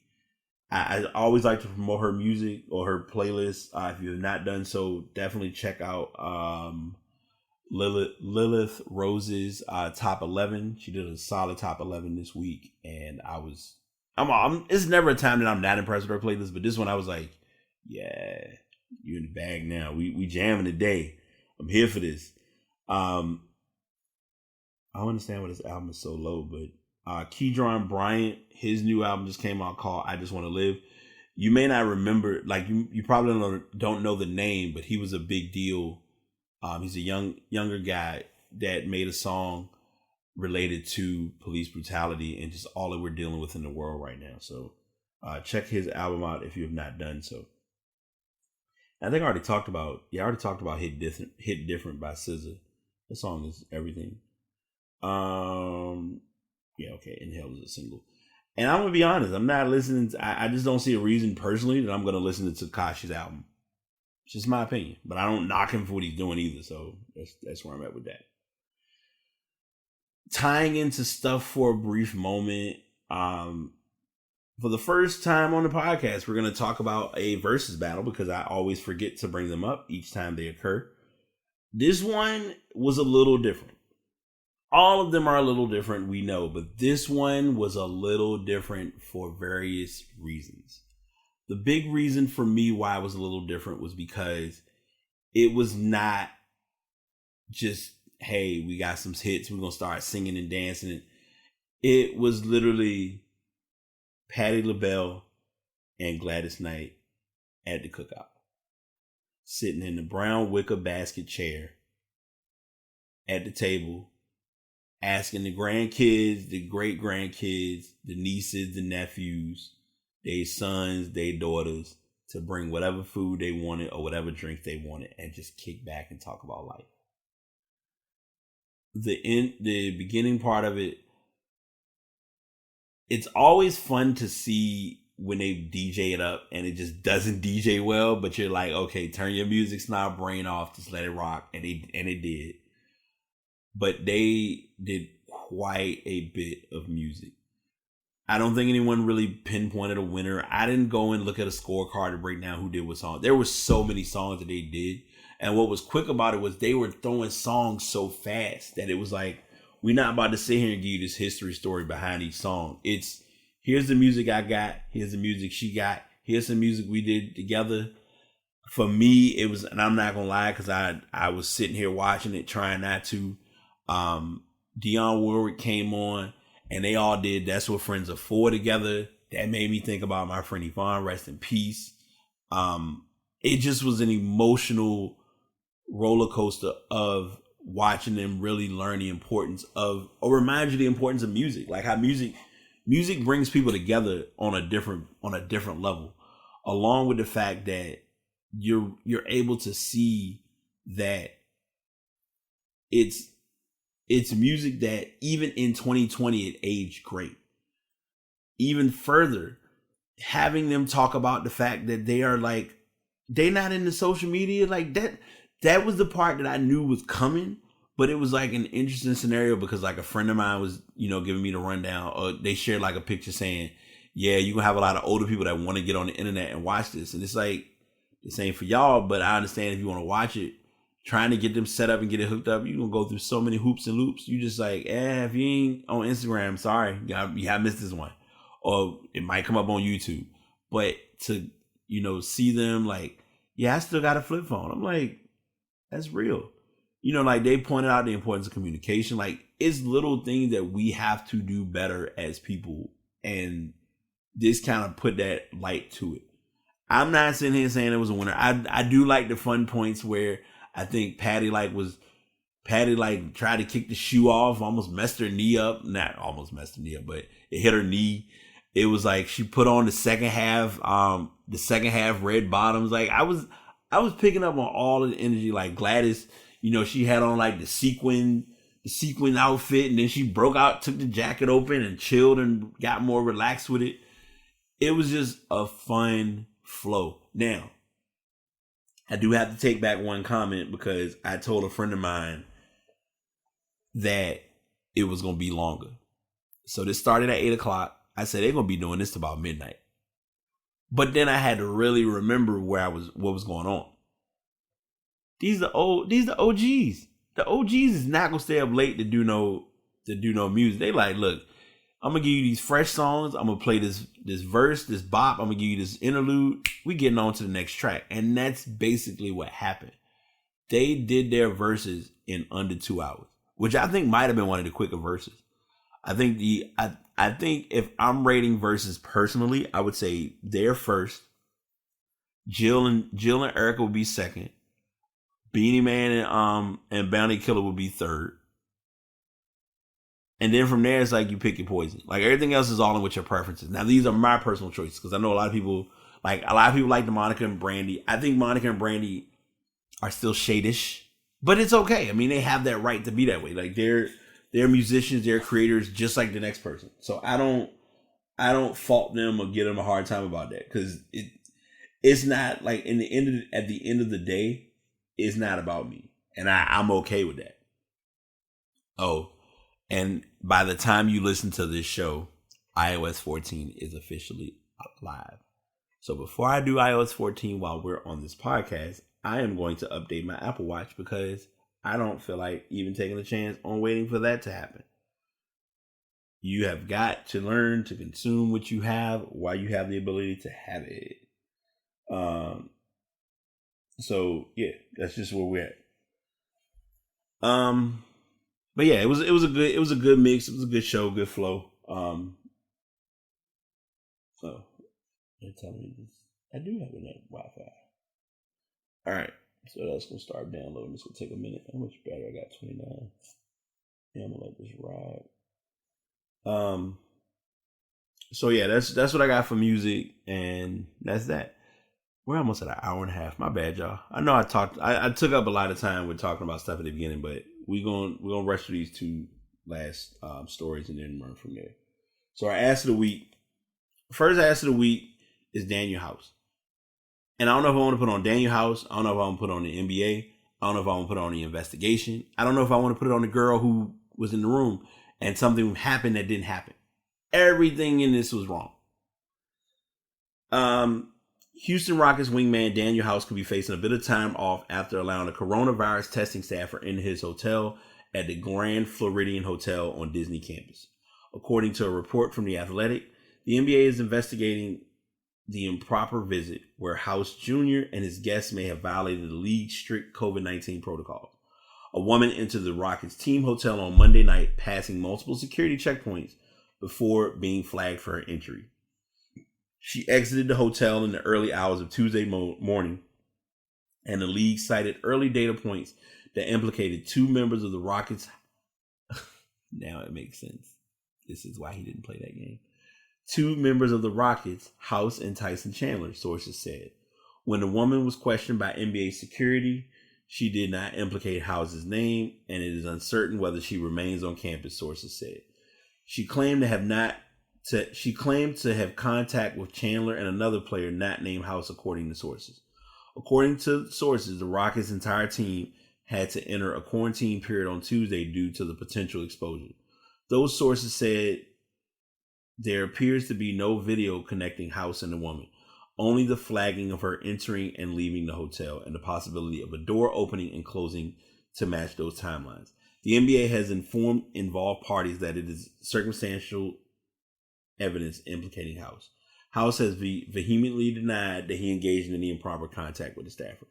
House, who is in league mandated quarantine, is averaging 11 points, 36% from the three in 9 playoff games inside the bubble. His status for Game 4 is now in question, which he did not play. He missed Game 3 for what was cited as personal reasons. So he didn't play Game 3, 4, or 5. Tyson Chandler didn't play 4 or 5. The Rockets, who trail the Lakers, Game 4, and all that. So yeah, it's an ass of the week because homegirl didn't need to go to the room. What was she going to the room for? And why couldn't they just wait until after they got knocked out of the playoffs? Just questions that need answers. And I'm not here to start tea or make something more than what it is, but I'm just presenting something to really make you think of how, and this article is the more subtle article, because there was one article that came out that was talking about the fact that if they did have some involvement, how's this going to affect their relationship? And I'm sitting here like, y'all are making a story. You're making a story that is not a story. I want to make sure I said that right, so that's why I slowed down. 38 podcast, and that's you know what? I'm gonna talk about this too before we go into the other ass of the week. Doing these podcasts at 38 is more fun now because I'm more just like off the handle, just like, yo, here's what it is. This is where I'm at. This is how I feel. If I say it, I say it. If I don't, fuck it. And that's just kind of what it is. And I'm still, and I'm saying it like that, but I'm also respectful too. Like, I'm not going to empty clips where deemed necessary. Like, for instance, when I have, and I'm saying this on the show because it's just reality. When I had Ramon on the show, I kept it clean, and I'm going to keep it clean because that's just how I am. Some people I'm gonna keep it clean. Some people I'm gonna keep it a stack. That's just what it is. But yeah, this is a very weird case because it was just like, we know what happened, but we don't know what happened. But no one really is gonna say anything because we don't need to know. And also the fact that this could possibly have an impact or impede on his relationship with his wife. So there, all of that came into play, and I was just like, I just hope that it isn't tied or stem to him doing anything, because I don't think he did. But because they did have someone in the room, I understand the quarantine factor of the not playing for personal reasons. That part I'm fine with. It was just everything else around it that just made it like all over the place, just odd and different. But that's what I have on that story. Like I said, Ass of the Week more so goes to, I think Ass of the Week for that one goes to old girl going to the room. That's just where I'm at about it. Him, I don't even think he invited her. Like, it could have been he came over for Tyson Chandler. I mean, she came over for Tyson Chandler. Like, that's why it was a lot of questions that I brought up and looked at about that whole thing, because it wasn't talked about at the time. But then I also looked at it when I was explaining to someone, like, you do know they have Tyson Chandler as a player. He was like, I didn't know that. And then when I was breaking down the box score, it kind of put 2 and 2 together, but whatever. I think this will fizzle out. You know, he'll be back with the team next season. We're still looking to see what next season's going to bring, how they're going to do all that, but we'll get there when we get there. The other ass of the week is a revelation or a surprising factor that I guess I would have never thought of. Porn surfers have a dirty secret. They're using Internet Explorer. IE users take note. Malvertising is rearing its ugly head after lying low for a while. They're back. Attacks that use booby-trapped web ads to install malware on the computers of unsuspecting visitors. Thank God I have a Mac, because I can't install Internet Explorer or Edge on here if I wanted to. So-called malvertising works by paying advertising networks to display banner ads on legitimate websites. Malicious code sneaked into the ads, then surreptitiously exploits vulnerabilities in browsers or plugins. The result, merely browsing to the wrong site, infects vulnerable computers with malware that steals banking credentials, logs, passwords, or spies on users. Malvertising went away, but it did become much less common in the past few... it never went away, but it did become much less common in the past few years. Thanks to dramatic improvements in browser security, malvertising was replaced by more effective infection techniques such as phishing, malicious macros in Microsoft Office documents, and tricking targets into installing malicious apps that masquerade as legitimate software. So I'm going to give you a paraphrase of this a little bit. Malvertising is a malware form of ads, and it's a way of getting your information to be presented. Now, this is an ass of the week in a sense because it points out the fact that people are doing this through, of all browsers, Internet Explorer.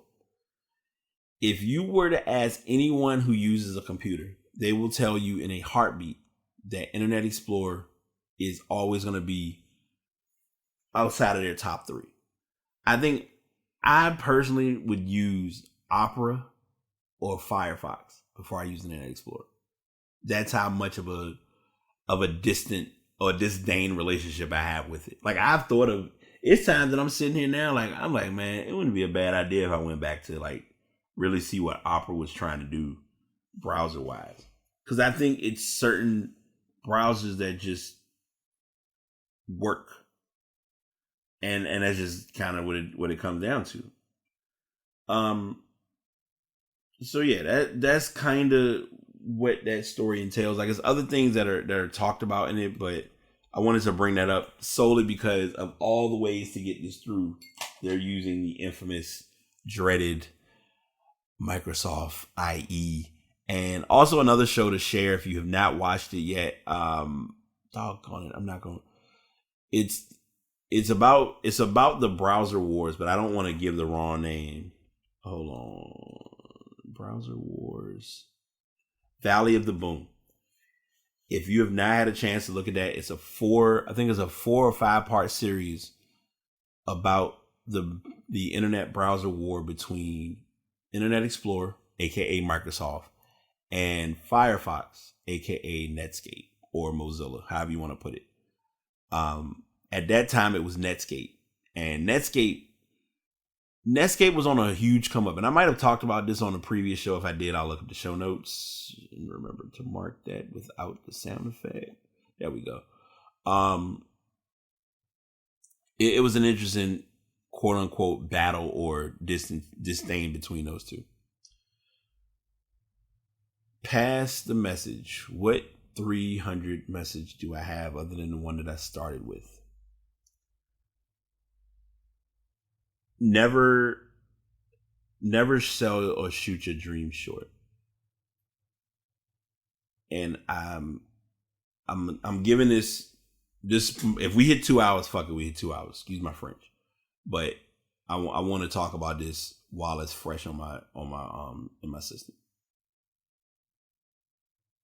When I first and this is kind of like the 300 evolution of the podcast. And I say this multiple times, and I know people are probably like, how many times are you going to say it? We tired of hearing about it. But if you don't like it, you can just stop the show and go to the closing credits or whatever. When I first got my Mac and I first thought of doing podcasting, I never put a limit on where or how this podcast would go. I just knew I had a lot of content. I knew there was a open door, and I knew there was an opportunity. I don't want to ignore or leave this in vain. So I'm going to go ahead and get some thanks out of the way since we're at 300. Ramona, thank you for coming. I appreciate you coming on the show. You got to come back, please. We've got a communication podcast we're going to do. We've been talking about that a little bit.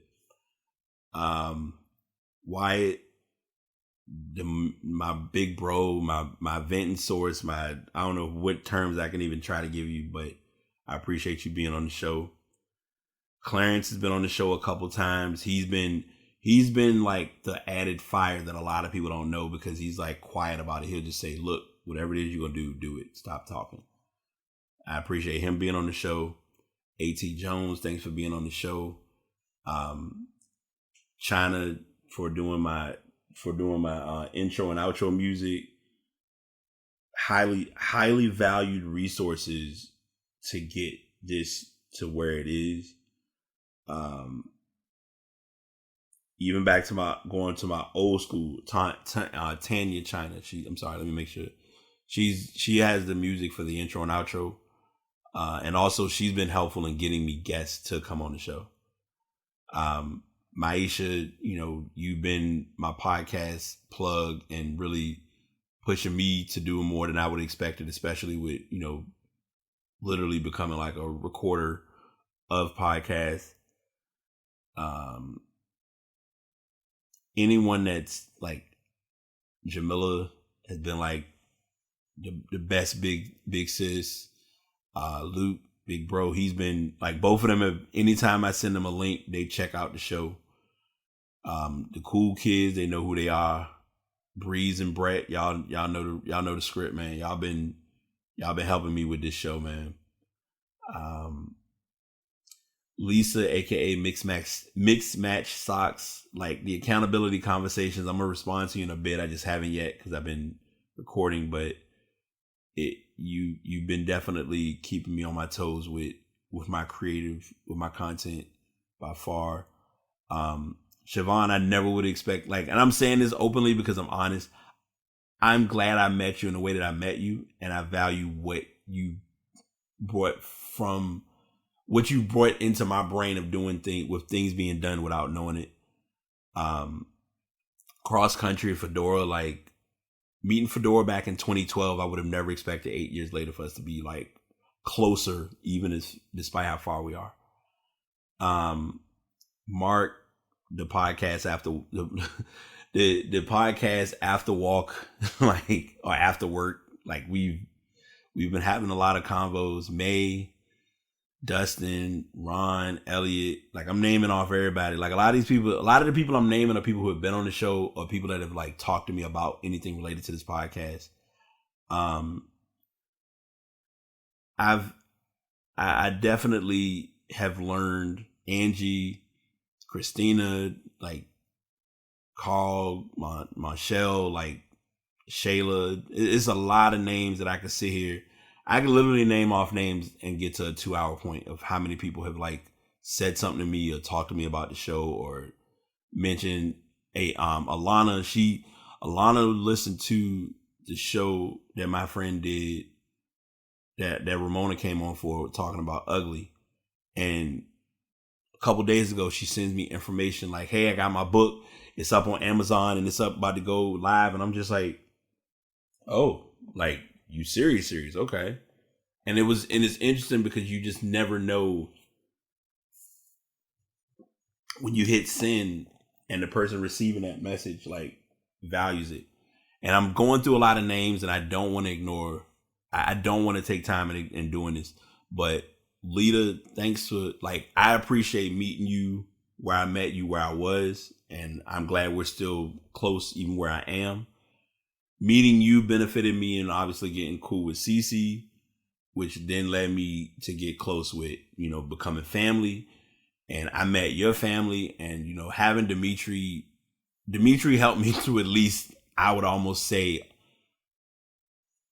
want to say it was about 100 shows. It was it's been a good amount of shows that he's been on that he didn't have to do a lot of what he did. Like, even down to, like, we would initially record at the library, and he opened up his home, you know, him and his brother Dante, like, shout out to y'all. And, you know, he's married. It's an interesting turn of the world because his wife's birthday is the same day as mine, which is dope. But Dimitri, you know, coming on the show and being, like, stepping in as a guest. I mean, let me backtrack. Dimitri being open to being a co-host and as silent as he is, that was one of the points where I really valued him. I valued him anyway, but I valued him more at that time because he was able to just come on and just, like, let off and just talk.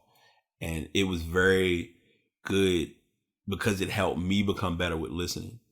I mentioned her early in the show. Fred doesn't know it, and I think I mentioned it even at that time. Like, having her being a mic for that one podcast that we did at MagFest, and me learning the role of being a B mic, one of the best feelings ever.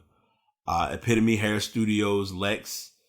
I'm probably gonna miss names, but, you know, the crew, all of y'all, like, whenever y'all ready to come back on the show, or whenever I'm gonna be a guest on the show, I'm waiting.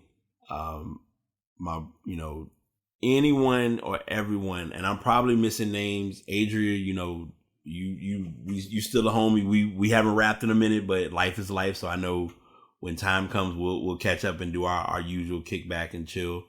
JV, King NML, I meant, that's my best friend. Like, support their podcast. Everyone and anyone that's doing what I'm doing or has helped me continue to do what I'm doing. There's not a moment that doesn't go by that I'm not humbled by realizing, like, what I've done or what I'm continuing to share. It's tough because I don't share the links as often as I used to. I'm trying to find a way to, like, not bombard people's, you know, inboxes with just a bunch of, you know, random messages, and make it safe, more intimate, intricate type of deal. But, you know, hey, with time, things will happen. But I also know, like, everyone in their own way has been, like, patient with me, and I've been patient with them. Excuse me. So I don't know if that was supposed, like, my message had some, it was somewhere I started with the message of what I'm passing, but what I do want to tell everyone is, like, if you have not heard it from me personally, and I put this was a status I put up a couple of days ago, and this is how the world works. Like, you say things and you realize it, and then you really put it in perspective. You're like, dang, I really am gonna, you know, it's really just being reminded to say it. But sometimes what people need to hear or people need to say is thank you. And, like, to all of y'all and anyone that I did not mention, thank y'all. Like, thanks for the message saying, you know, great show. Thanks for any feedback. Thanks for any promos. Thanks for any times that you've, like, told me something I didn't want to hear it. Special thanks, you know, thank you always. Like, you've been on me for the last year or two. The last year has been, like, rough but great. Like, we've grown practically as family. Demetria, thank you big time. Like, you know, you've been on my case from day one. Letitia, you know, we've been having our insider silent but deadly combos, and I know you working on y'all gonna be back up and going with y'all podcast soon, hopefully. Rachel, OG friend, like Rachel, Vicky, Alana, Kim, my solid OG, practically 20 plus friendships, man. Like, it's so many moments that I may not even send stuff to them or beat up on microphones because I'm still learning how to be an audio tech. There are so many times that I just don't take into consideration like how much y'all have helped me become better. And I know I help others do their part, but it's not just me. It's everybody. It's evolution. It's change. It's growth. It's being like Maisha said on her show. It's like being a student of your own teacher, your own craft. I'm literally, pushing and thinking to myself, like within the next 100 episodes to get more branding and really let people know what the past is and where I'm at and what I'm trying to do. And I've only been able to do what I can and work with what I got and be patient and just know when my time comes, I'm going to shine and bask in the glory. But yeah, I'm really just here to present where I'm at and where all of this is headed. Don't ever think that people don't see or know what you're doing. They may not comment on everything. They may not like everything. They may not talk to you about everything, but they're paying attention. I literally, like I mentioned the name. I mentioned Christina earlier. Like I'm probably letting layers down, but I'm talking just in general. Like our conversation ain't in the greatest of combos right now for various reasons, which life is life and it is what it is. But I can still value or look at when I first told her about my podcast and she listened to the show and left feedback, saying, hey, this was a great show.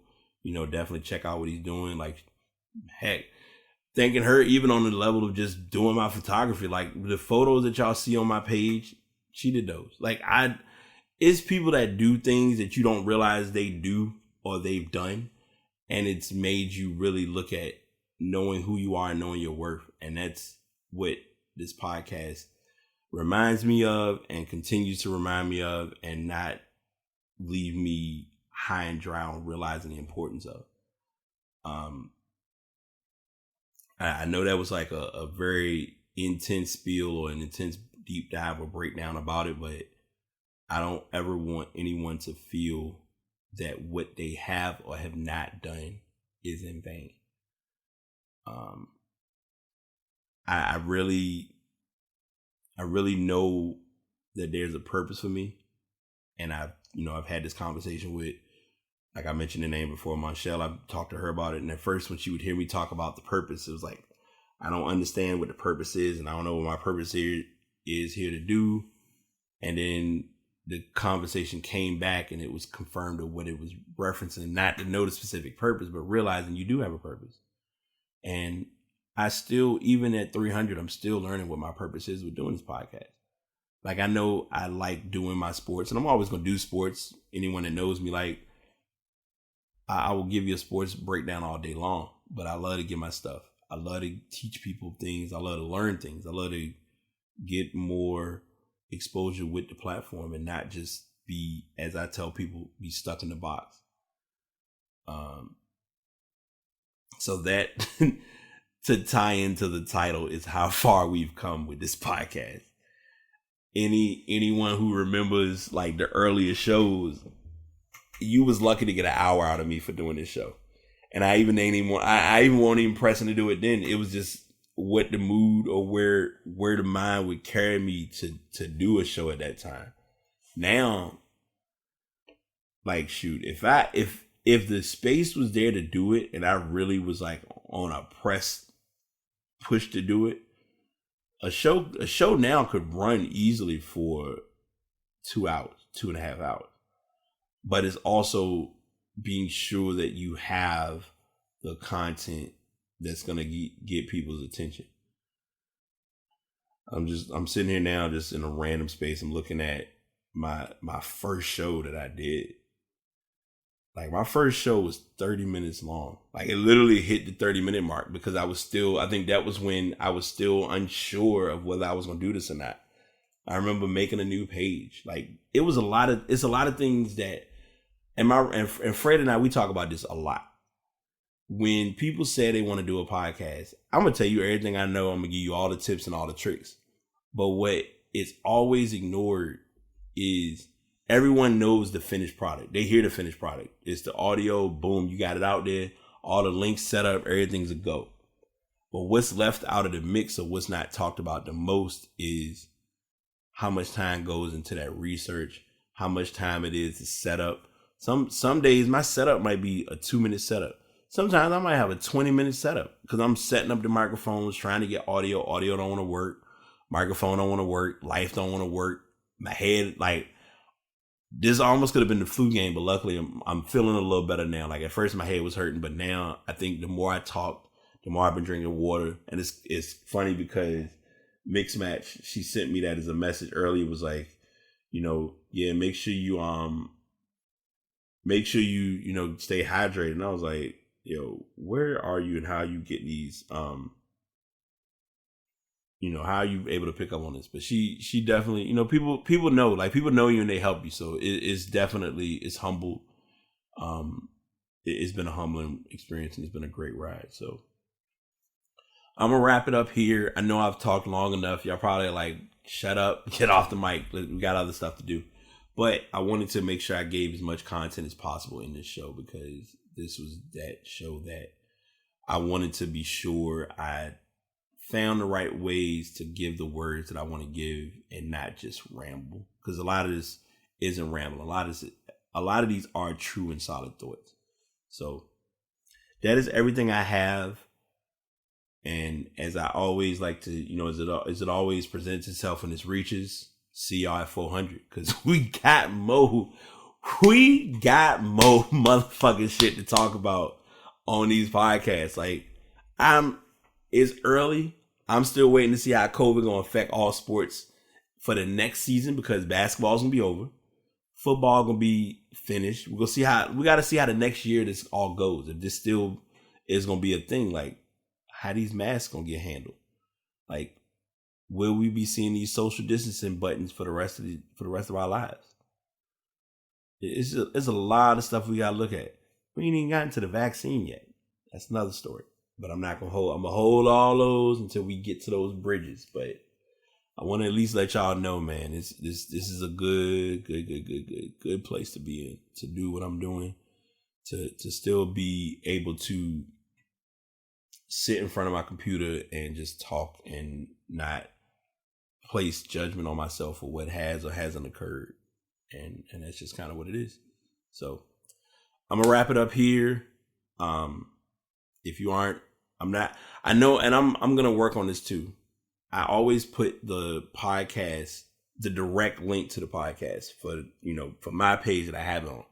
But if you don't want to go to that page and you already got podcast platforms, I'm gonna revamp my link tree. I may just do another link tree because I think that one is still under the Past BT. So if it is, or it might be under Past Podcast, I may do one for the Past BT and throw all the links in there for the different podcast sites, because some people use Overcast, some people use Acast, some people still use Google Podcasts, some people use an Apple Podcast. I got a couple of folks that be ready for that joint on Spotify. So I need to make sure I'm distributing properly. And especially with being on Buzzsprout the way that I am, because I want to make sure I get this right. I think I am on, 3, 2, 4, 6, 8, 10, 12. So I'm on 14 platforms, not counting the actual site itself. It's just a matter of knowing that it's bigger than me. And I got to be able to do this for me as well as for y'all. So that's it. I'm going to shut up, get this show uploaded, because also I'm looking at time-wise. I don't want to run my numbers down too hard, because I got to make sure I got enough space to hold the other shows for this monthly status quo. So on that note, we're going to wrap it up here. And until episode 301, this is the Past BT Pod. And I'm your host, BT. Y'all take it easy. Really appreciate all the support, all the listens, all the likes, all the effort that goes into anyone who has provided any form of content for the past. We're signing out now, but you definitely don't want to miss what's in store for the upcoming episode. If you are interested in getting more information or becoming a podcaster, you can check out buzzsprout.com. And the microphone that you are hearing me use is the Blue Yeti X. I had been using a Yeti for a while. I went back to the Samson Meteor, but now I'm using the Blue Yeti X, which is everything. Trust me. All social medias, The Pass BT. That's THE, pass, as in pass the ball. BT is my initials. And finally, if you are a creator and you want to support a fellow creator, subscribe, like, and comment on The Pass. Until next time, this is your host, BT, signing out.